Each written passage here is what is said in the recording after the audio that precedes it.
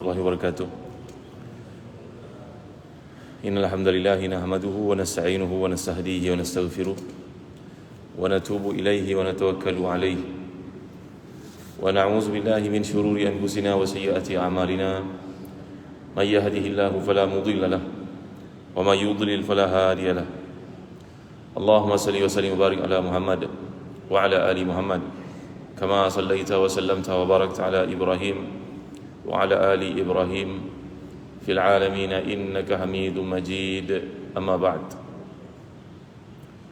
Allah SWT berfirman pada hujung surah Al-Qiyamah, A'udzu billahi minasyaitonir rajim. Kalla bal tuhibbuna al-ajilah wa tadharuna al-akhirah. Wujuhun yawma idzin nadhirah ila rabbiha nadhirah.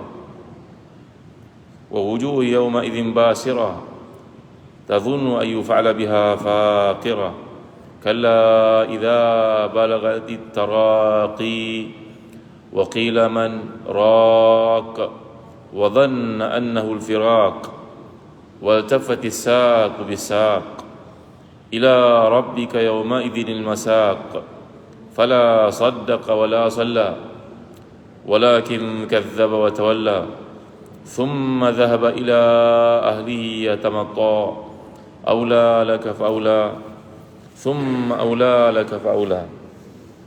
Sadaqallahul azim. Maksudnya, kamu suka kepada benda yang bersifat cepat dan kamu meninggalkan akhirat. Wajah-wajah pada hari itu menjadi berseri-seri indahnya melihat kepada Tuhannya, dan wajah-wajah pada hari itu menjadi duka dan juga serba kusam. Dan ketika nyawa sampai di halkum, lalu dikatakan ada tak orang yang boleh merawat, maka dia pun telah meyakini telah tiba waktu untuk perpisahan. Maka bertemulah kaki dengan kaki. Kepada Tuhanlah kamu akan dihimpunkan. Dahulu di dunia mereka tidak mengerjakan sedekah dan tidak pula bersalat, dan kerap pula mendustakan, berpaling daripada kebenaran. Kemudian pergi kepada keluarganya dalam keadaan sombong.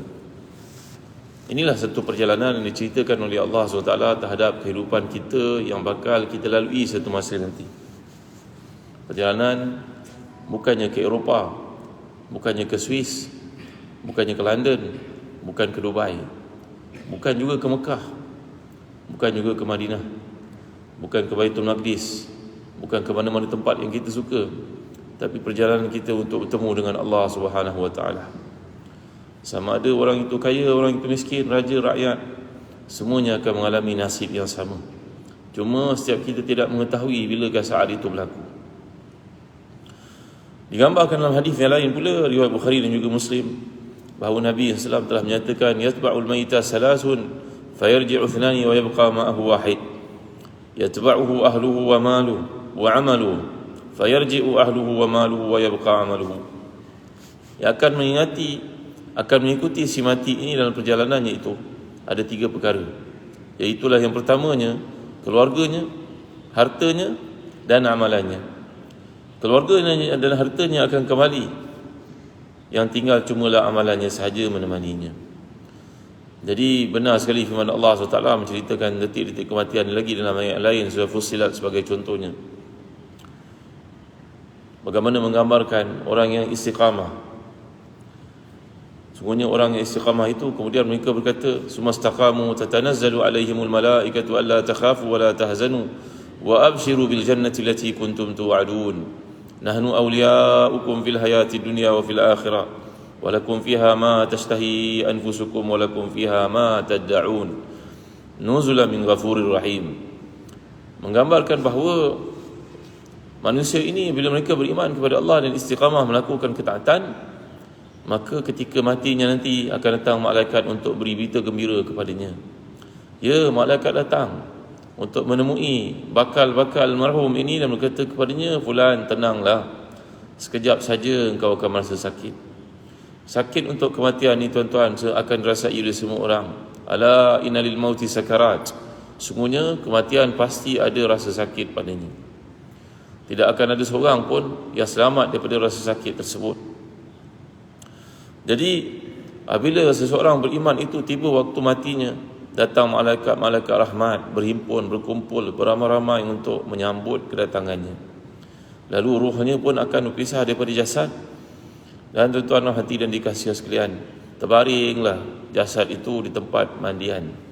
Kalau selama ini seseorang itu mandi dengan sendirinya, pergi ke bilik air, pilih baju yang dia kehendaki, mandi sesuka hatinya, tetapi kini tidak. Dia dibaringkan dan dimandikan. Tuan-tuan dimuliakan Allah sekalian, tempat mandian yang sangat sederhana, digosok, sebab dalam Islam tidak digalakkan kita untuk membuat satu benda yang boleh menyakiti mayat, kerana menyakiti si mati itu sama dengan hukum menyakiti orang yang hidup. Bahkan itu salah satu sebab mengapa tidak dibenarkan untuk kita menanam pokok yang besar di atas kubur. Kalau setakat pokok kecil-kecil itu perkara yang mungkin digalakkan, disunatkan. Seperti Nabi SAW telah pun melakukan waktu menziarahi kubur, mengatakan ahli kubur sedang siksa itu, maka baginda SAW telah pun mengambil pelepah kurma yang masih hijau dan meletakkannya di atas kubur tersebut dengan sabda mereka sedang diazab. Kerana azab yang berlaku itu disebabkan dahulu di dunia tidak istinja dengan betul dari buang air kecilnya, dan yang kedua kana yamsi bin namimah, yang kedua suka mengadu domba. Jadi tuan-tuan hati dan dikasihi sekalian, kemudian si mati ini ruhnya akan naik ke langit. Seandainya dia orang beriman, maka semua malaikat penjaga langit akan bertanya, siapa fulan bin fulan ini? Apa bau wangi yang lalu ini? Maka dikatakanlah fulan bin fulan, Allahu Akbar, fulan bin fulan. Maka benarkan dia untuk naik sampailah ke atas sekali, tuan-tuan dimuliakan Allah sekalian. Tapi di situ dia akan disuruh turun semula ke bumi, kerana belum lagi masanya untuk masuki syurga Allah Subhanahu wa taala. Manakala kalau seseorang itu merupakan seorang yang fasik, fajir, melakukan dosa-dosa, matinya itu tuan-tuan, keluarnya jasad, keluarnya ruh daripada jasad, keluarnya ruh ini akan diikuti oleh mata. Itu disunatkan kita untuk menutup mata seseorang yang telah pun meninggal dunia, kerana ia terbeliak melihat keluarnya ruh tersebut, tuan-tuan dimuliakan Allah sekalian. Maka keluarlah sebagai bau yang sangat busuk, sehingga malaikat-malaikat bertanya, siapa punya bau yang sangat busuk? Ka'antan ma yakunu, sangat busuk baunya. Tuan-tuan dimuliakan Allah sekalian, fulan bin fulan, jawab para malaikat. Allahu Akbar, alangkah malangnya fulan bin fulan ini kenapa hidup kat dunia dulu buat maksiat, tak ada kesedaran ke? Tak sedar ke dia bahawa dunia ini hanya tempat persinggahan yang sementara? Kenapalah dia begitu lalai sekali? Tapi nasi sudah menjadi bubur, maka tiada lagi apa yang boleh dilakukan. Maka tuan-tuan hati dan dikasihi sekalian, sebaik saja jasad itu dikebumikan, akan berhimpun semula roh dengan jasad itu, dengan kehidupan yang kita pun tidak tahu. Kerana Allah SWT menjadikan kehidupan ini berbeza-beza. Hidupnya bayi dalam kandungan ibunya berbeza daripada bayi itu bila dilahirkan, dan berbeza daripada hidup kita di alam ruh, berbeza kita ketika di alam barzakh. Wa min waraihim barzakhun ila yaumi yub'atsun. Ada dinding yang memisahkan di antara kita dengan mereka. Wa ma anta bimus'im man fil qubur. Wahai Muhammad SAW, engkau tidak dapat mengetahui, tidak dapat mendengar apa yang berlaku dalam kubur itu. Itu sebab Sayyidina Uthman bin Affan radhiyallahu anhu dalam satu hadis riwayat Ahmad, melalui kubur menangislah Sayyidina Uthman dengan bersungguh-sungguh sehingga membasahkan janggut baginda. Maka mereka bertanya kepada Sayyidina Uthman, ya Amirul Mukminin, apakah yang menyebabkan tuan menangis? Ma yubkika? Kunta tasma' anil jannati wan nari falam tabki, wa idza mararta bil qabri fa anta tabki. Wahai Sayyidina Uthman, Amirul Mukminin, pemimpin kami, mengapakah tuan menangis? Tuan pernah diceritakan tentang perkara yang lebih hebat daripada kubur ini, cerita syurga, cerita neraka, tapi tuan tidak menangis. Tapi mengapa tuan pada hari ini berada di hadapan kubur tuan menangis? Jawapan Sayyidina Uthman, tuan-tuan dimuliakan Allah sekalian, ini merupakan awwalu manazil akhirah. Ini merupakan tempat persinggahan yang pertama sebelum kita sampai ke akhirat. In yanju fama ba'dahu aisaru minhu. Sesiapa yang lepas pada waktu ini di tempat ini, maka selepasnya akan menjadi lebih mudah lagi. Fa ilam yanju minhu fama ba'dahu asyaqqu alaihi. Kalau kat sini dia sangkut, maka selepas ini akan menjadi lebih berat untuknya. Tentu dia akan mengalami benda yang lebih sulit jika kat sini dia sangkut. Allahu Akbar, Masya Allah, Tabaraka wa Ta'ala. Sebaik saja si mati ini dibaringkan dalam lahatnya, tuan-tuan dimuliakan Allah sekalian, dia mendengar bunyi tapak kaki mereka meninggalkan kubur tersebut. Mendengar tapak kaki tersebut, kerana telah berhimpun jasad dengan roh dia dengan keadaan yang kita pun tidak tahu bagaimana. Maka tampillah dua orang malaikat yang sangat menakutkan, menggerikan, dengan tubuh yang besar, mendudukkannya dan bertanya kepadanya, Man Rabbuk? Siapa Tuhanmu? Wa ma dinuk? Apa agamamu? Wa man alladhi yub'atsu fik? Malaikat ini akan bertanya bertalu-talu kepadanya. Yang akan menjawab ketika berada di waktu itu, di alam barzah itu adalah amalannya. Maka si mukmin akan menjawab dengan penuh keyakinan, Tuhanku adalah Allah, agamaku Islam, Nabi yang diutuskan kepadaku adalah Muhammad sallallahu alaihi wasallam. Maka malaikat itu akan berkata kepadanya, duduklah engkau, gembiralah engkau. Maka kubur itu pun dibuka seluas-luasnya untuknya, dan terangnya lebih terang daripada cahaya matahari. Maka si mayat ini akan duduk di situ menanti waktu hisab dalam satu tempoh yang hanya Allah sahaja yang tahu. Dalam kubur ni tuan-tuan ada dagta. Dagta ni berarti satu himpitan. Mula-mula masuk memang ada himpitan, walaupun dia merupakan seorang mukmin. Kerana Nabi telah bersabda, sungguhnya kubur ini memiliki dagta, himpitan. Lau naja minhu lanaja Sa'ad bin Mu'az radhiyallahu anhu. Kalaulah ada orang yang selamat daripada himpitan kubur, maka yang akan selamat itu adalah Sa'ad bin Mu'az radhiyallahu anhu. Siapakah Sa'ad bin Mu'az, tuan-tuan? Sa'ad bin Mu'az adalah seorang sahabat yang punya jasa besar dalam Islam. Beliau ini masuk Islam dengan keberkatan dakwah yang dilakukan oleh Mus'ab bin Umair radhiyallahu anhu. Ketika Mus'ab tampil di Madinah sebelum kedatangan Nabi ke Madinah itu, maka Mus'ab telah pun berdakwah, dan rata-rata penduduk Madinah itu menyambut seruan Islam, melainkan beberapa orang pada waktu itu, antaranya Sa'ad bin Mu'az yang merupakan seorang yang punya pengalaman yang luas dalam kepimpinan, dihormati, disayangi walaupun usianya masih muda pada waktu itu. Rakyat sayang kepadanya, pemimpin berjiwa rakyat, ya, bukan datang pada waktu pilihan raya saja. Maka Sa'ad bin Mu'az radhiyallahu anhu ini sangat disayangi oleh rakyatnya. Tiba-tiba menjadi satu tanggungjawab besar kepada Mus'ab untuk mengislamkannya, kerana dia enggan untuk datang. Maka Mus'ab bin Umair radhiyallahu anhu telah mainkan satu peranan perang psikologi. Jumpa dengan dia, berkata dengan dia, Tuan, saya mendengar banyak kebaikan tuan-tuan, dihormati, disayangi. Tuan orang bijak bukan? Benarkah saya duduk dengan tuan sekejap bercakap? Kalau kata-kata saya benar, tuan ikut.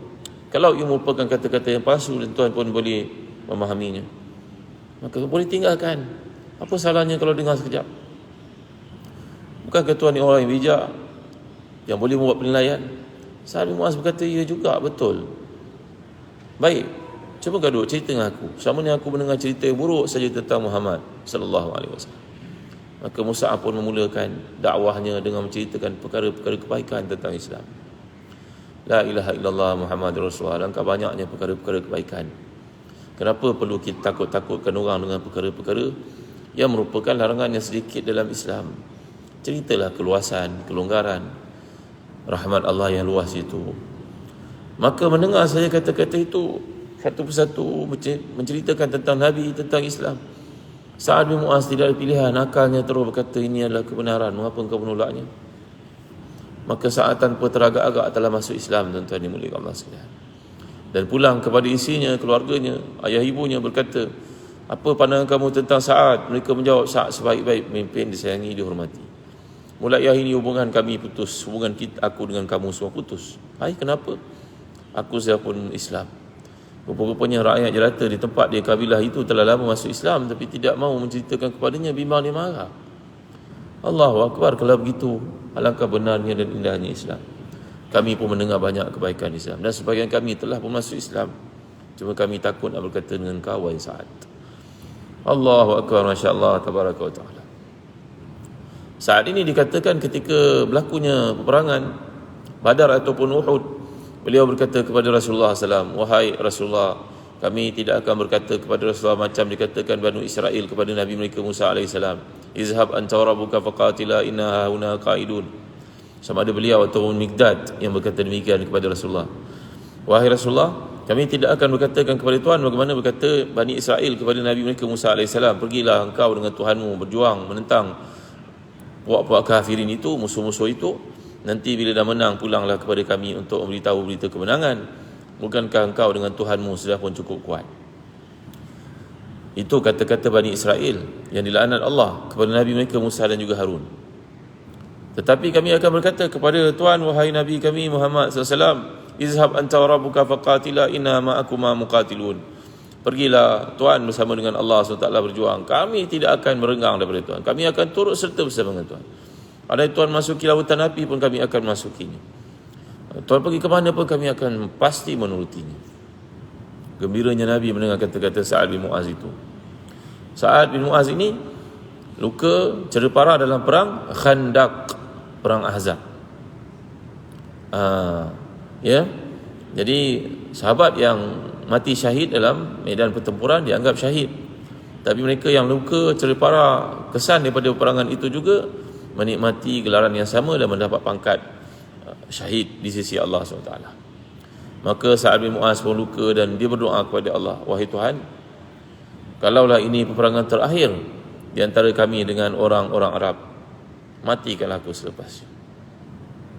Ya, kita kalau berdepan dengan situasi seperti ini, orang sakit kronik sebagai contohnya, keluarga baik atau diri sendiri baik, maka dibenarkan kita untuk berdoa kepada Allah.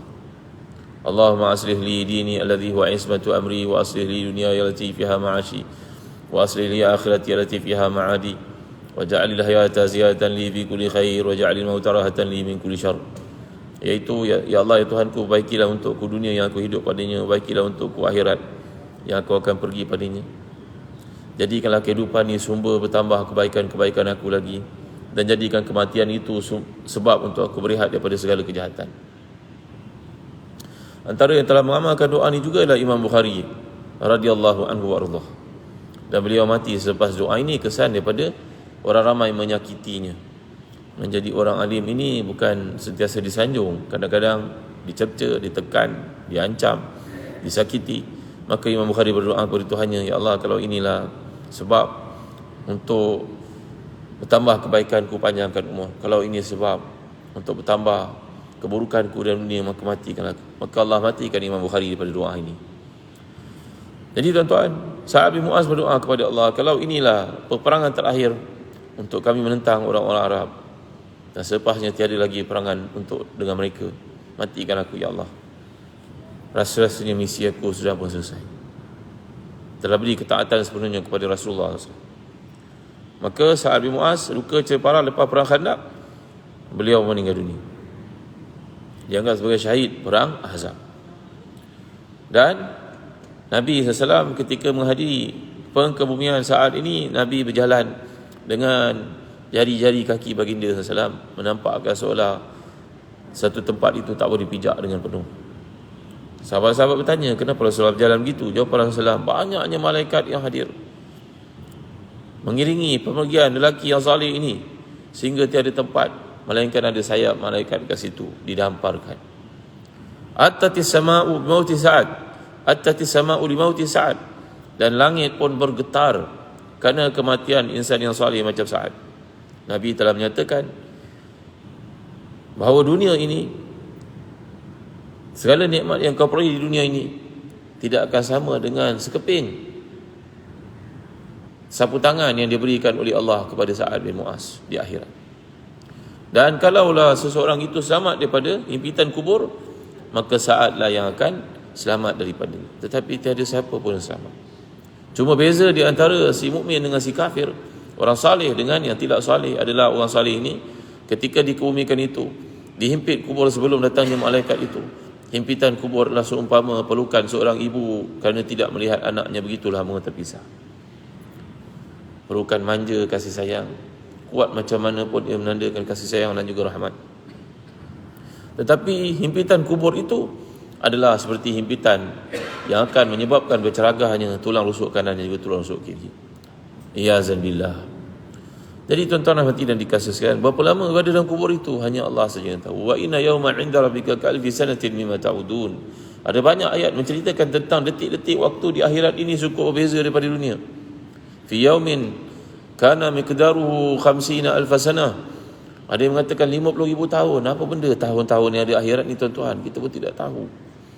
Kerana waktu semuanya sudah berakhir, waktu itu milik Allah SWT.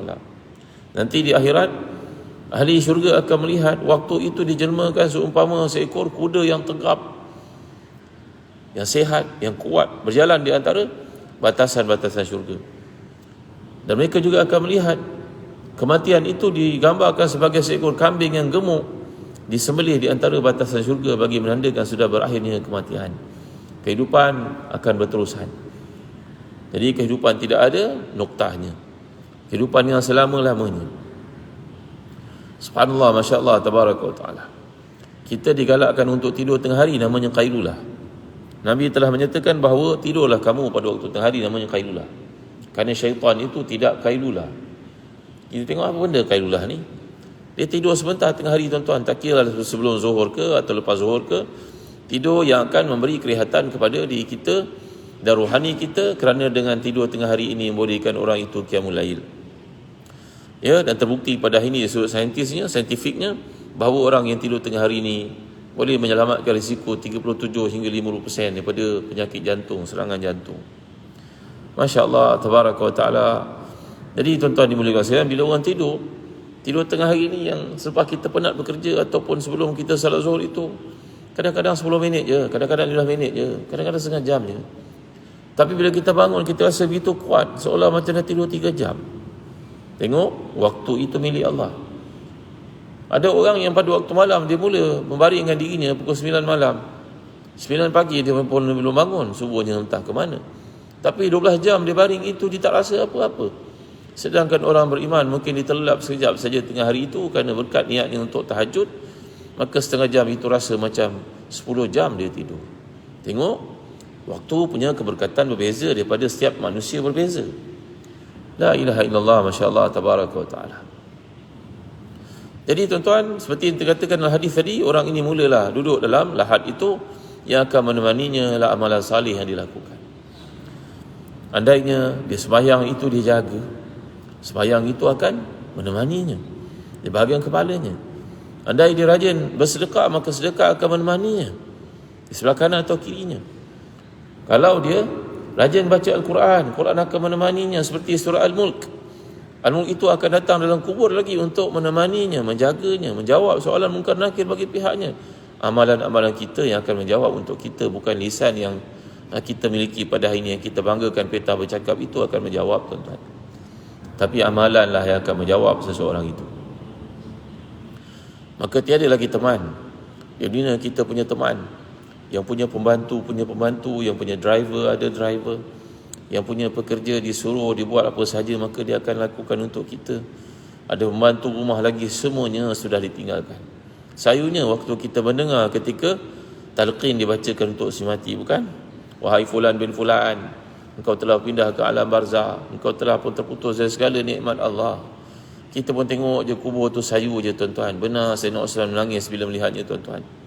Awalu manazil akhirah, manazil akhirah. Inilah tempat pertama persinggahan kita.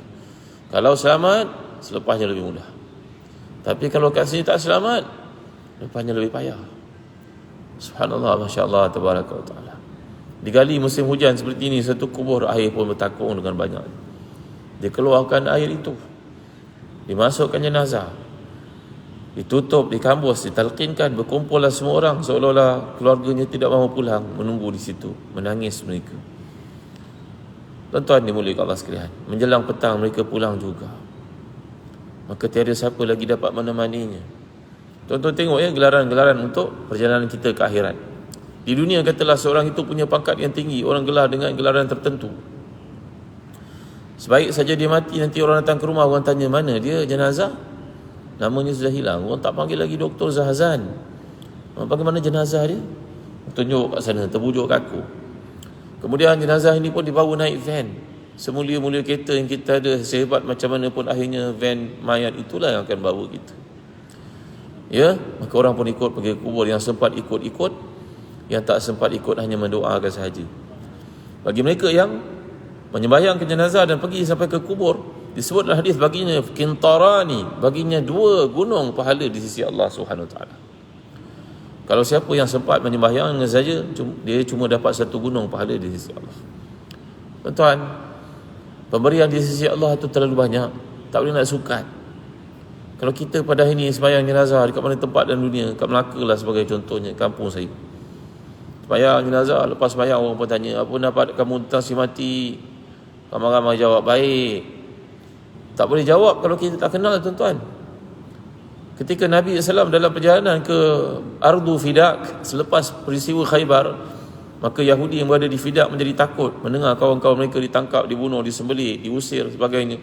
Maka bumi Fidak, tanah yang namanya Fidak, daerah Fidak milik orang-orang Yahudi ini menjadi takut, kecut mereka. Mereka pun menyerahkan semua tanah itu kepada Nabi SAW. Oleh kerana mereka telah menyerahkan, maka Nabi tidak merampasnya. Nabi suruh mereka bayar jizyah, iaitu seperti zakat bagi orang Islam. Adilnya Islam. Seorang daripada yang menuruti Nabi namanya Mid'am. Mid'am ini pembantu Nabi SAW. Nabi keluar daripada masjid, dia ambilkan slipper. Nabi nak pergi istinja, dia ambilkan air. Baju Nabi yang kekeringan selepas dijemur dibawakan olehnya. Mid'am ini namanya. Mid'am ini ketika menemani Nabi SAW di tempat nama Fidak itu, tiba-tiba satu panah sesat kena padanya dan matilah di situ. Gugur dah, jatuhlah dia, mati dia, tuan-tuan. Macam orang kena peluru sesat. Dalam daerah-daerah peperangan, waktu peperangan peluru sesat ada, kena mati dia. Maka sahabat-sahabat Nabi berkata, alah engkau untungnya Mid'am, menemani Nabi pergi Khaybar, kemudian pergi ke Fidak, mati syahid dia walaupun tak menentang musuh, tapi secara tak sengaja kena panah sesat, mati dia. Tentulah dimasuk syurga kan? Agaknya begitulah kata para sahabat. Nabi menegur mereka dengan mengatakan, apa yang menyebabkan kamu mengatakan demikian? Selimut yang diambil dalam perang, dalam Khaybar itu sebelum dibahagikan, selimut, tuan-tuan, selimut yang diambil dalam perang Khaybar itu sebelum dibahagi-bahagikan bukan haknya. Agaknya selimut itu akan membakarnya dalam neraka Allah nanti. La ilaha illallah Muhammadur Rasulullah. Dah elok dah pergi peperangan, tuan-tuan.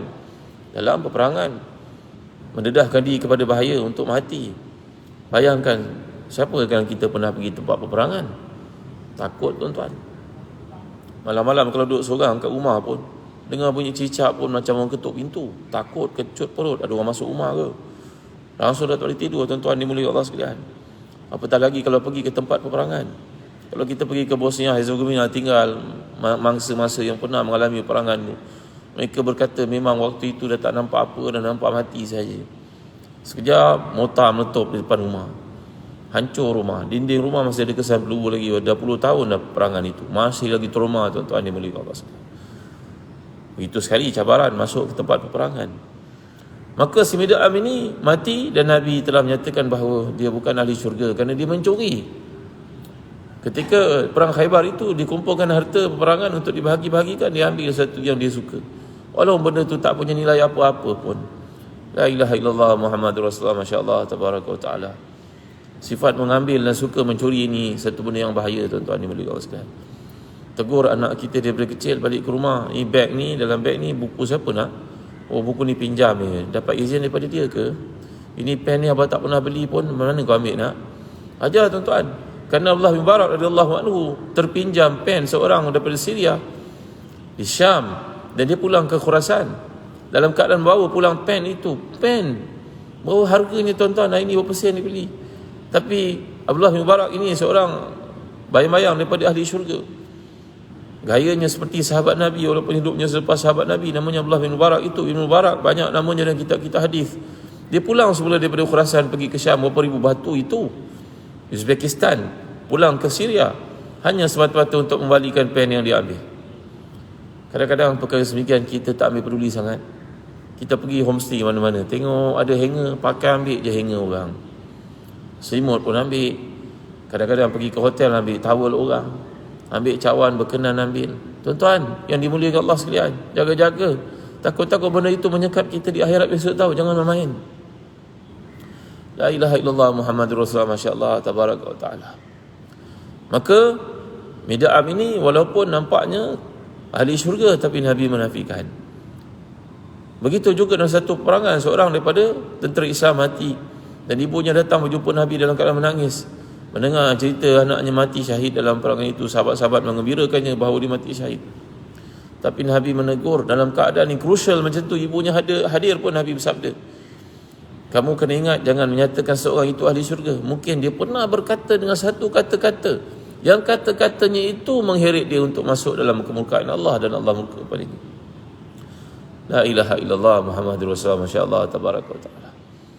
Sedangkan ada kalangan orang jahil pada hari ini, bila mendengar saja berita kematian orang, terus saja menobatkan orang untuk ahli syurga. Sedangkan syurga neraka ini bukan urusan kita untuk ditentukan. Sebaik-baik apa yang hendak kita katakan kepada orang mati itu, cukuplah Allahumma fillahu warhamhu wa'afihi wa'fu anhu. Moga Allah merahmatimu, mengampunkanmu, menutup aibmu, meninggikan darjatmu. Kerana setiap kita punya aib, setiap kita punya kesalahan. Tak perlulah kita beritahu seorang itu ahli syurga padahal kita tak tahu pun kedudukan amalan dia di sisi Allah diterima ataupun tidak. Baik. Jadi tuan-tuan dan hadirin dikasihi, si mati ini duduklah dalam kubur itu. Anda ada amalan salih yang dilakukan, maka amal salih itulah yang akan menantinya, menunggunya, menemaninya, berhujah untuknya. Allahu akbar, masya-Allah tabaraka wa taala. Kemudian kita baca dalam surah yang lain daripada juz amma, wa idzal quburu bu'thirat alimat nafsum ma qaddamat wa akharat. Ya ayyuhal insanu, Allah menggambarkan tiba pada hari nanti kubur akan dibongkarkan dan semua orang akan dikeluarkan. Innaka kadihun ila rabbika kadham famulaqih. Kamu dahulu kat dunia banyak bekerja bersungguh-sungguh. Orang kata, "Oh, bagus dia, cemerlang, berjaya dia kan. Very hard working, smart." Tuan-tuan, kita tak boleh nak cakap kita ni hebat sangat bekerja sampai kita dapat kekayaan, tahu. Memang kita tak boleh kata begitu. Kita kena kata macam Nabi Sulaiman AS ketika melihat istana Balqis itu tersergam di hadapannya. Hadza min fadli rabbi liyabluwani ashkuru am akfur. Kalau kita nak kata kita kerja kuat, kita beroleh kekayaan yang hebat, yang besar, yang agung, yang orang semua pandang dengan penuh kecemburuan itu, cuba kita lihat orang yang kerja sapu sampah di Dewan Bandaraya ini. Cuba kita lihat orang yang bekerja mengangkat sampah, bawa lori sampah itu. Pagi-pagi dah bangun tuan-tuan. Pukul 3 pagi dah naik lori. Baunya busuk. Angkat sampah. Bila dia tidur, bila dia makan, cukup ke duit dia. Tahu tak tuan-tuan, orang itu bekerja 10 kali ganda lebih dahsyat daripada kita, tahu. Kita kerja tapi dalam aircon. Kita kerja mengarah orang. Kita kerja dengan segala yang telah pun tersedia. Tapi mereka tidak. Maka jangan sekali-kali kita mengatakan saya buat ini kerana saya memang hardworking. Bapa saya memang dia berjaya betul, tapi memang sebab dia berjaya, sebab dia kuat bekerja. Tak boleh cakap begitu tuan-tuan. Kerana ini kalimah-kalimah yang Allah benci. Allah nyatakan dalam Quran, macam kisah Qarun sebagai contohnya. Beliau berkata ketika ditanya, qala innama utituhu ala ilmin indi awalam ya'lam anna Allah qad ahlaka min qablihi min al-quruni man huwa ashadu minhu quwwa wa aktsaru jam'a wa la yusalu an dhunubihimul mujrimun. Ketika ditanya kepada Qarun, bagaimana kedudukanmu, hartamu, boleh tak terang kepada kami, cerita kepada kami, share dengan kami. Wah, dia pun cerita. Kalau zaman sekarang ada Facebook, ada Twitter, ada Insta, ada macam-macam bercerita. Saya sebab saya bekerja kuat, saya belajar tinggi, saya. Ini tak boleh tuan-tuan ni boleh kasihan. Jadilah tawaduk macam Nabi Sulaiman yang pernah mempunyai kekuasaan besar, 1/3 dunia. Beliau berkata, haza min fadli rabbi liyabluwani ashkuru am akfur. Ini hanyalah satu kelebihan yang Allah berikan. Andai dia mencabut mata aku sebelah, kemalangan hilang mata aku sebelah, aku tidak lagi seperti sekarang. Andai kaki aku kena satu penyakit di kerat, aku tak boleh lagi berjalan macam sekarang. Andai fikiran aku yang waras ini ditarik sebahagian daripadanya jadi nyanyuk, aku dah tak boleh dah mentadbir. Allahu akbar, masya-Allah tabaraka wa taala. Itu sebab para salihin mereka berdoa kepada Allah SWT dengan doa Nabi mereka sallallahu alaihi wasallam. Allahumma rahmataka arju fala takilni ila nafsi tarfata ainin wa aslih li sya'ni kulla la ilaha illa anta. Ya Allah, aku ni memang tak pandai mentadbir, ya Allah. Memanglah aku sejahil-jahil manusia. Aku tak tahu apa-apa, ya Allah. Jangan kau biarkan aku sedetik secuma aku mentadbir diriku sendiri tanpa bimbingan daripada-Mu. Nanti pasti akan hancur, ya Allah. Semua ni Engkau berikan. Bantulah aku, ya Allah. Aku tak ada ilmu, ya Allah. Ada kalanya mereka berdoa, Allahumma mu'allima Ibrahim alimni wa ya mufahima Sulaiman fahimni. Wahai Tuhan yang mengajar Nabi Ibrahim ilmu, ajarlah kepada aku. Wahai Tuhan yang telah beri faham kepada Nabi Sulaiman dalam banyak masalah ketika melibatkan rakyatnya, berilah kefahaman pada aku. Aku memang tak erti, ya Allah. Aku memang tak faham, ya Allah. Aku ni nak kata pandai bukanlah pandai sangat, sederhana saja, tapi aku pun tak tahu kenapa Engkau bagi pada aku amanah seperti ini, ya Allah. Ini bicara masa bila tuan-tuan? Bicara tengah malam, bercakap dengan Allah selalu. Sebagaimana seorang ibu menanti-nanti anaknya menelpon nak cerita tentang keadaan perkembangannya. Gembira bukan? Kita jadi ibu, jadi bapa, anak kita bercerita kat kita. Kita rasa seronok, gembira. Anak kita memberi masa untuk bercerita dengan kita. Kita rasa macam hubungan kita dengan dia tu tak ada apa-apa halangan. Dia suka nak bercerita dengan kita, gembira kita. Tambah pula anak ni berada jauh daripada kita, tiba pulang. Kalau seseorang anak itu gembira ayah ibunya mendengar dia bercerita, Allah lebih gembira mendengar kata-kata kita dan juga rintihan kita tuan-tuan terhadap segala kelemahan diri kita. Macam tu. Dalam kubur sudah tidak ada pakaian yang berlonggok-longgok yang kita miliki kat rumah. Sudah tak ada kereta, sudah tak ada teman, sudah tak ada kawan. Sudah tak ada tempat untuk kita minum kopi. Sudah tak ada tempat untuk kita makan berpeleseran. Pergi tengok movie dah tak ada tuan-tuan. Semuanya dah berakhir. Duduklah engkau kat situ bersama dengan selut, dengan tanah. Dan setiap hari sebenarnya kubur itu berkata, wahai hamba Allah, akulah rumah yang paling busuk, akulah rumah yang paling buruk, akulah rumah yang dipenuhi dengan ulat-ulat, akulah rumah yang mempunyai banyak kelemahan, akulah rumah yang tidak ada siapa pun akan menemanimu lagi kat sini. Allahu Akbar, Masya Allah, Tabaraka wa Ta'ala. Ya, tuan-tuan dan hadirin dikasihi sekalian. Kadang-kadang dibuka oleh Allah hijab ini untuk orang melihat, mendengar perkara-perkara tertentu pada orang tertentu, seperti kisah yang dikemukakan oleh Syekh Muhammad Hassan Didu, ya, seorang ulama terkemuka dari Mauritania, masih hidup lagi pada hari ini. Awal tahun itu beliau datang ke negara kita, ulama besar, tapi tak semua orang kenal Syekh Muhammad Hassan Didu, Dudu ataupun Didu. Beliau ni tuan-tuan bercerita di negaranya Mauritania, orang-orang Arab Mauritania itu mereka memakai serban besar-besar, bajunya pun besar-besar, panas. Serban itu bagi orang kaya diikat molek-molek, dalamnya kadang-kadang disimpan jam, kadang-kadang disimpan duit. Besar serban mereka pakai, macam Sudan punya serban style. Pernah kejadian berlaku, kata beliau, beberapa orang anak muda mengebumikan makcik mereka yang mati tua. Makcik ini merupakan ahli ibadah, ahlul qiyam, ahlul siyam, ahlul Quran, hafal Quran. Orang Mauritania semuanya hafal Quran tuan-tuan. Kerana mereka ni tak ada benda lain nak buat. Negaranya panas, negaranya bukan macam negara kita. Orangnya kuat menghafal, sangat kuat menghafal. Perempuan yang menghafal Quran itu biasa, tak hafal Quran itu amat memalukan. Perempuan ini ahli Quran, ahli sedekah, qiyamul lail, buat ibadah sunat. Pada hari matinya anak-anak saudara datang mengebumikan. Dan seperti digambarkan tadi, dalam serban anak ini diletakkan jam tangan dia. Tak pakai, letak dalam serban, besar serban. Kadang-kadang serban tu letak atas meja, nanti nak pergi sembahyang, nak keluar pakai beg semula. Kadang-kadang tak dibuka langsung. Pada hari itu dia pun mengebumikan jenazah makciknya. Dia pun antara perasan dengan tidak, terasa macam ada benda jatuh daripada serban dia. Apa benda Tapi tak terlintas dalam fikirannya, agaknya jam tu dah lama letak kat situ. Akhirnya dia kebumikan tuan-tuan, ditutup. Dia pun pulang ke rumah, buka serbannya, uraikan, Allah, jam tangan tak ada. Mana pergi jam ni? Baru teringat tadi kebumikan makcik, ada sesuatu jatuh daripada serban. Agaknya serban jatuh, kena tanam sekali dalam tanah tu kan. Dia pun minta pandangan daripada mufti, boleh tak gali kubur makcik, kena nak cari jam. Fatwa membolehkan. Kalau pasti ada benda berharga jatuh dalam kubur, ambil lah, buka lah semua.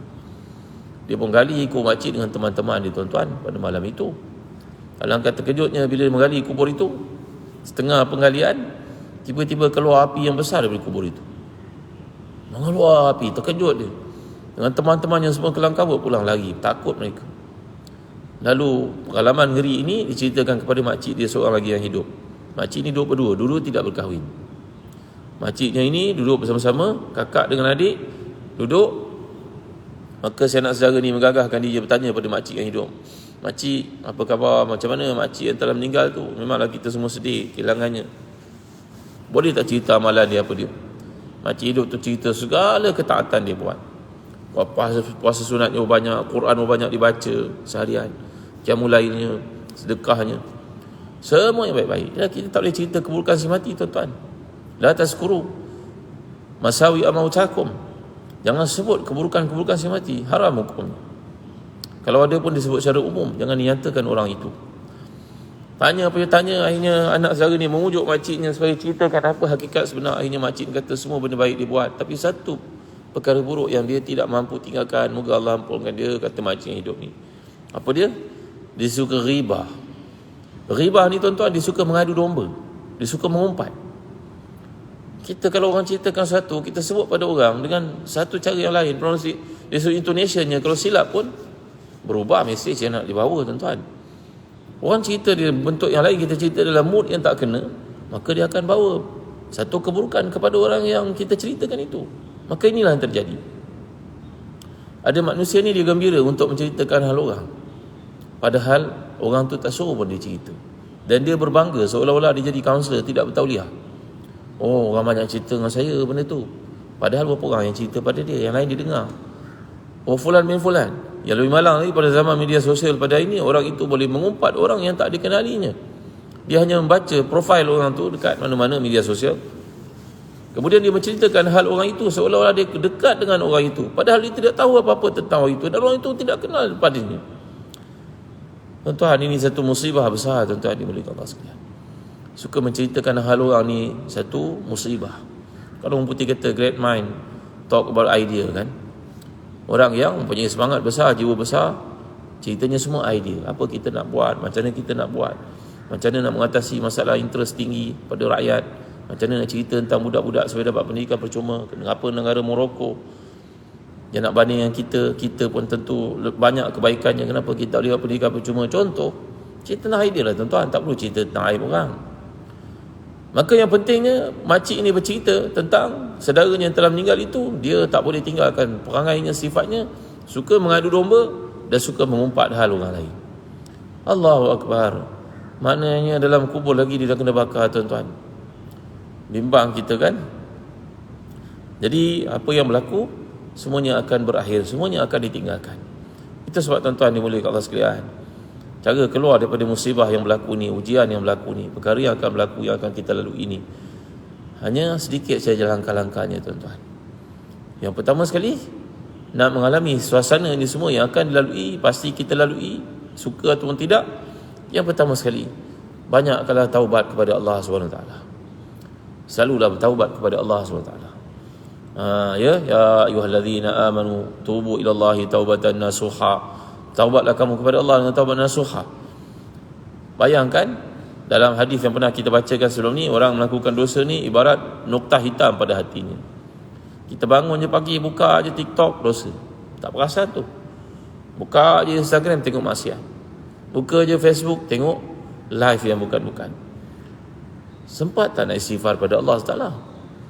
Ya, sekali tengok sekali istighfar, sekali tengok sekali istighfar. Bila tak beristighfar dan tak bertaubat kepada Allah, maka segala-gala itu berlombok kat hati, lalu mengakibatkan hati itu tak boleh nak menilai lagi, nak mengajak kita, nak betulkan kita, maka dia sudah hilang fungsinya.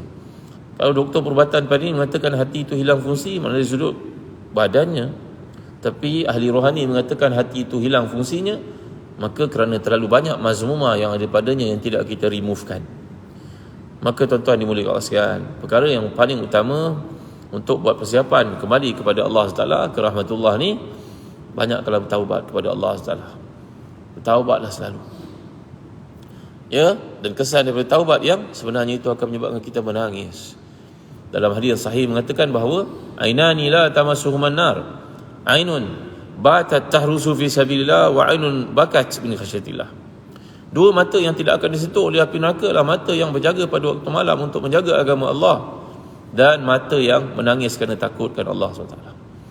Mengenang dosa-dosa, ya Allah, ya aku ni banyaknya dosa, banyaknya kelemahan, kekurangan. Cuma Engkau telah menutup kelemahan-kelemahan aku ni, ya Allah. Kalaulah manusia tahu tentang dosa-dosa aku ni, tak ada seorang pun nak mendekati aku, wahai Tuhan. Nangis tuan-tuan. Taubat yang disertai dengan tangisan, taubat yang sebenar-benarnya kepada Allah SWT. Ya, setiap malam mereka yang duduk dekat dengan rumah Sayyidina Umar Khattab radhiyallahu anhu mendengar Sayyidina Umar menangis, bahkan menghukum dirinya, bukan nak menunjuk-nunjuk pada orang, tapi kerana terlalu hibah. Allahu Akbar, masya-Allah, tabaraka wa taala. Sayyidina Umar menjadi imam sembahyang subuh, membaca ayat-ayat pada surah Yusuf, innama ashku bathi wa huzni ila Allah. Sayyidina Umar tak boleh melengkapkan bacaan, nangis Sayyidina Umar. Semua jemaah belakang Sayyidina Umar menangis, dan semua para sahabat dalam masjid menangis. Interaksi yang luar biasa di antara beliau dengan Al-Quran Al-Karim. Ini adalah perkara kedua yang boleh menyebabkan kita membuat persiapan untuk kembali kepada Allah Taala. Baca Al-Quran secara berjadual, berterusan. Kitabun anzalnahu barakah, kitab yang kami turun kepadanya penuh keberkatan. Tuan-tuan, bacalah Al-Quran dengan target untuk khatam. Bacalah Al-Quran untuk tadabbur. Bacalah Al-Quran untuk kita dapat menjadi orang yang lebih baik daripada sebelum. Ada orang setiap hari dia baca surah Yasin. Baguslah. Kerana para ulama mengatakan baca surah Yasin itu boleh menyebabkan hati menjadi tenang dan banyak masalah boleh selesai dengan izin Allah, keberkatan yang daripadanya. Disebut oleh Al-Hafiz Ibn Katsir pada awal tafsir surah Yasin. Bagus, tapi jangan abaikan surah Al-Isra. Nabi baca surah Isra setiap hari. Nabi baca surah Az-Zumar setiap hari sallallahu alaihi wasallam. Dan baca surah Al-Kahfi 110 ayat itu setiap Jumaat. Kalau tak boleh nak baca 110 ayat itu, orang-orang muda bacalah 10 ayat yang pertama atau 10 ayat yang penghabisan. Cuba iltizamkan diri kita. Kalau masih lagi belum lancar, dengarlah YouTube mana-mana karya yang kita suka. Yang ketiga, supaya kita dapat buat persiapan untuk kembali kepada Allah SWT ni, digalakkan untuk kita selalu melihat orang meninggal dunia. Seperti dalam hadis tadi, orang yang pergi mengiringi jenazah sampai ke perkuburan, baginya 2 gunung pahala. Setiap satu gunung itu sebesar gunung Uhud. Bayangkan kita pergi ke Madinah tu, melihat banjaran Uhud yang besar, macam itulah ganjaran di sisi Allah Taala. Lebih besar daripada itu. Kenapa? Melihat orang meninggal dunia ini akan menimbulkan rasa insaf dalam diri, sedar. Bagaimana hebat sekalipun diriku, inilah tempat. Tadi kita cerita kubur waktu musim hujan ni penuh dengan air, dikeluarkan air, disedut keluar, dimasukkan jenazah, ditanam. Kejap lagi hujan lebat balik semula. Macam itulah jenazah tu ditenggelamkan dalam kubur. Tuan-tuan tahu tak? Allahu Akbar, Masya Allah, Tabaraka wa Ta'ala, La ilaha illallah. Digalakkan kita untuk pergi melihat orang meninggal dunia ni, semayangkan jenazah dan ikut. Kalau kat Mekah, kat Madinah, orang perempuan pun semayang jenazah, kan? Rugi tak semayang jenazah? Kenapa kat Malaysia cuma orang lelaki saja semayang jenazah? Kenapa orang perempuan tidak semayang jenazah? Ini adat yang tidak betul. Sepatutnya orang perempuan pun kena semayangkan jenazah itu, semayang di tempatnya. Nabi SAW bertanya kepada para sahabat, mana pergi seorang wanita yang kerjanya selalu ada dekat masjid aku ini? Mereka rasa hairan dan pelik. Siapa wanita itu, ya Rasulullah? Akhirnya dia beritahu wanita itu seorang yang berkulit hitam. Kerjanya datang ke masjid untuk kutip sampah, bersihkan masjid.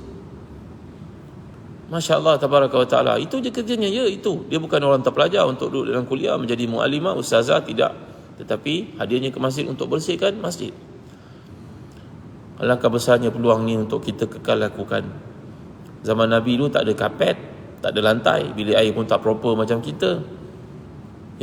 Apa salahnya tuan-tuan kalau saya kita dengan anak-anak kita buat giliran datang ke masjid, bersihkan masjid, walaupun bukan AJK masjid. Kerana wanita ini membersihkan masjid. Nabi bertanya, mana pergi dia? Mereka menjawab, ya Rasulullah, dia telah pun wafat. Wafat, kenapa kau tak beritahu aku? Nabi tanya dengan penuh kemarahan sallallahu alaihi wasallam.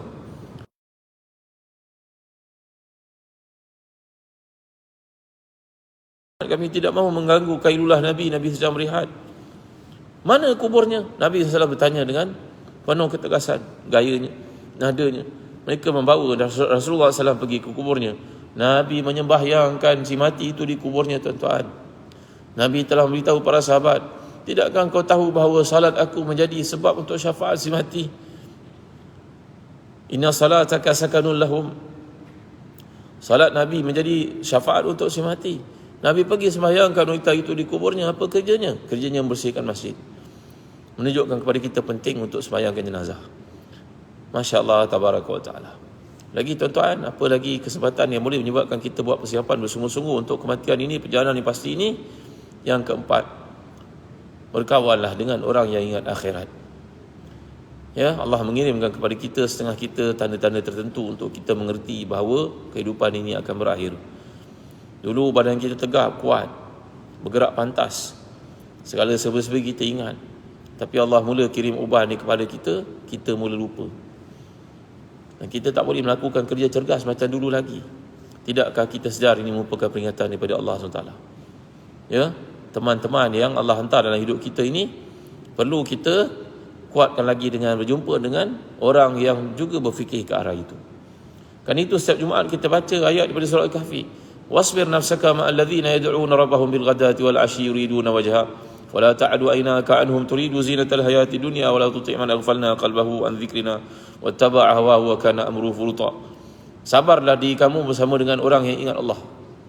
Dahulu di Madinah ada golongan munafiqun yang berjumpa dengan Rasulullah dan berkata kepada Rasulullah, wahai Rasulullah, boleh tak satu bahagian daripada masjid ini diperuntukkan untuk kami? Kami ni ahli perniagaan, kami pakaian kami seperti ini, wangian kami seperti ini, kalau kami sujud pun melekat minyak wangi itu kat lantai. Janganlah bagi tempat kami duduk ni diduduki oleh orang-orang yang busuk. Siapakah orang yang busuk itu? Sahabat-sahabat yang miskin, macam Abu Zar, macam Salman, macam Suhaib, sahabat-sahabat yang miskin ini. Jangan bagi mereka duduk kat sini, wahai Rasulullah. Biar kami saja menempati tempat ini. Kami berpangkat, kami pakai baju wangi, mereka busuk. Allah turunkan ayat ini menegur Rasulullah SAW bahawa wahai Muhammad SAW, ingatlah golongan ini punya support yang kuat terhadap Islam. Ikhlas mereka tak boleh dibandingkan kesungguhan mereka. Maka dalam hidup kita kena cari golongan seperti ini, tuan-tuan dimuliakan Allah sekalian. Dengar daripada mereka, alangkah baiknya kalau orang ini merupakan ayah ibu kita. Duduk, dengar. Walaupun mereka dah tak mendengar apa kita cakap, cuba kita duduk bagi perhatian. Tuan-tuan dimuliakan Allah sekalian. Dan yang terakhir sekali, hendaklah kita sentiasa berdoa kepada Allah SWT. Allahumma ahsina aqibatana fil umuri kulliha wa ajirna min khizyid dunya wa azabil akhirah. Ya Allah, sudahilah hidup kami dengan kesudahan yang terbaik. Dalam masjid, ketika sembahyang, ketika tahajud, ketika baca Al-Quran, ketika pergi ke Madinah, matikan kami kematian yang baik, wahai Tuhan. Janganlah matikan kami dalam kematian yang buruk, dan berilah kami ganjaran yang terbaik dalam kehidupan ini. Cuba tuan-tuan ikut saya baca doa ni. Allahumma ahsin aqibatana fil umuri kulliha wa ajirna min khizyid dunya wa azabil akhirah. Allahumma ahsin aqibatana fil umuri kulliha wa ajirna min khizyid dunya wa azabil akhirah. Ya Allah, perelokkanlah kesudahan hidup kami agar dalam kebaikan, dan beri kami ganjaran atas segala ujian dalam kehidupan. Mudah-mudahan Allah berkati kita dengan sedikit tazkirah serta rohani pada pagi ini. Mudah-mudahan Allah beri kepada kita kepimpinan yang terbaik. Mudah-mudahan setiap kita dapat jalankan tanggungjawab. Ya, tangan yang mangkah itu akan ditanya di akhirat, kerana siapa yang akan kita hantar untuk menjadi wakil kepada kita. Ambil beratlah perkara seperti ini, tuan-tuan dimuliakan Allah sekalian. Kerana setiap yang kita lakukan pasti ada jawapan di sisi Allah untuk kita berikan. Ya, Imam Ahmad dahulu ketika sakit mengadu, maka seorang anak muridnya berkata, wahai tuan guru, saya mendengar Abdullah bin Mas'ud mengatakan bahawa setiap perkara yang kita katakan akan ditanya oleh Allah. Kerana Allah berfirman, ma yalfizu min qawlin illa ladayhi raqibun atid. Tak ada satu pun yang dilafazkan melainkan ada soalannya di sisi Allah di akhirat nanti. Mendengar kata-kata anak muridnya itu, Imam Ahmad tidak lagi mengatakan walaupun sakit macam mana sekalipun. Kerana dia berkata kepada dirinya, nanti Allah tanya kau kata apa kau nak jawab?